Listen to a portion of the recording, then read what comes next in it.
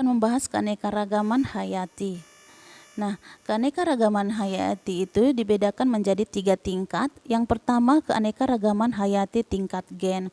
Penyebab keanekaragaman tingkat gen ini karena adanya variasi gen. Gen itu kita ketahui dia membawa sifat atau mewariskan sifat dari induknya ke keturunannya.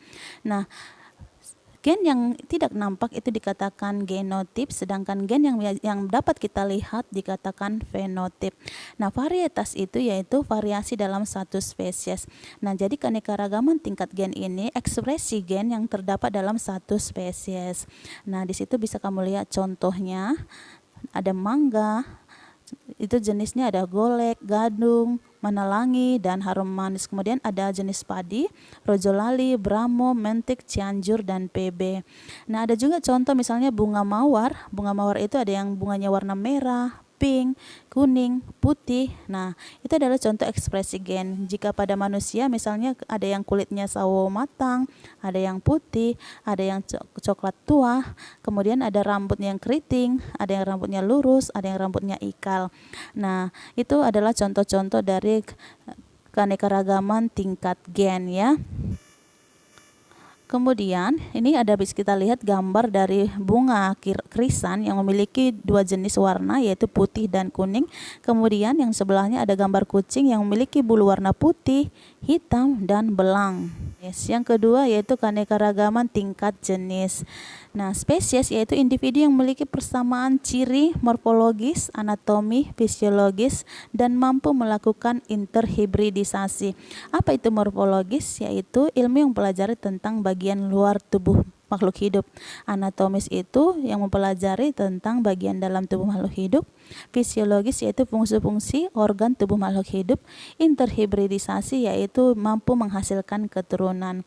Nah, keanekaragaman tingkat spesies ini yaitu variasi atau perbedaan sifat atau penampilan antar individu berbeda spesies tapi dalam satu familia atau masih satu suku. Artinya satu familia dia memiliki hubungan atau kemiripan ciri-ciri. Contohnya di situ ada contohnya famili Germinae yaitu padi, cantel, gandum, sorghum ya. Lalu famili Anonaceae, sirsak, serikaya, buanona. Famili unggas ada itik, ayam, bebek, angsa, merpati. Lalu famili Mimosaceae ada lamtoro, putri malu, petai, akasia. Nah, itu merupakan contoh tingkat jenis. Ada juga famili Felidae. Misalnya Felidae itu adalah suku kucing-kucingan, contohnya kucing, harimau, cita, singa. Nah, itu adalah contoh keanekaragaman tingkat jenis ya. Nah, ini bisa kamu perhatikan gambar keanekaragaman spesies. Yang ketiga, ada keanekaragaman hayati tingkat ekosistem. Apa itu ekosistem? Yaitu interaksi timbal balik antara makhluk hidup dengan lingkungannya.